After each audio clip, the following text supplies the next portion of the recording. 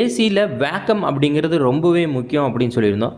அந்த வேக்கம் வந்து போடாமல் நம்ம ஒரு ஏசி மாட்டிட்டோம் அப்படின்னா மறுபடியும் அந்த இதில் வேக்கம் போட்டு மாட்டலாமா அப்படிங்கிறத பற்றி தான் இந்த வீடியோவில் ஃபுல்லாக பார்க்க போகிறோம். இப்போ நீங்கள் ஒரு ஏசி மாட்டும் போது வேக்கம் போடாமல் ஏசி மாட்டிட்டீங்க, மறுபடியும் டெக்னீஷியனை கூப்பிட்டு மறுபடியும் வேக்கம் மட்டும் போட முடியுமா அப்படின்னு பார்த்தீங்கன்னா கண்டிப்பாக முடியாது. ஏன்னா அவுட்டோரில் கேஸ் இருக்கும், இன்டோரில் ஏர் இருக்கும். அதை இன்டோரில் இருக்கிற ஏரை வந்து வெளியே எடுக்கிறதுக்காகத்தான் நம்ம வந்து இந்த வேக்கம் அப்படிங்கிற ப்ராசஸ் பண்ணுறோம்.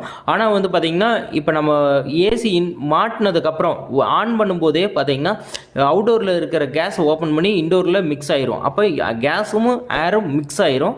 மிக்ஸ் ஆனதுக்கப்புறம் மறுபடியும் நம்ம வேக்கம் போட்டு அந்த ஏரை மட்டும் தனியாக எடுக்க முடியாது. அந்த டைம் நம்ம என்ன பண்ணணும் அப்படின்னா ஏசியில் இருக்கிற கேஸ் மொத்தம் வெளியே ஓப்பன் பண்ணி எடுத்து விட்டுட்டு அதுக்கப்புறம் ஃபுல் ஃப்ரெஷ்ஷாக கேஸ் ஏற்றி வேணால் ஆன் பண்ணி ரன் பண்ண முடியுமோ தவிர மறுபடியும் வேக்கம் ப்ராசஸ் மட்டும் தனியாக போட முடியாது.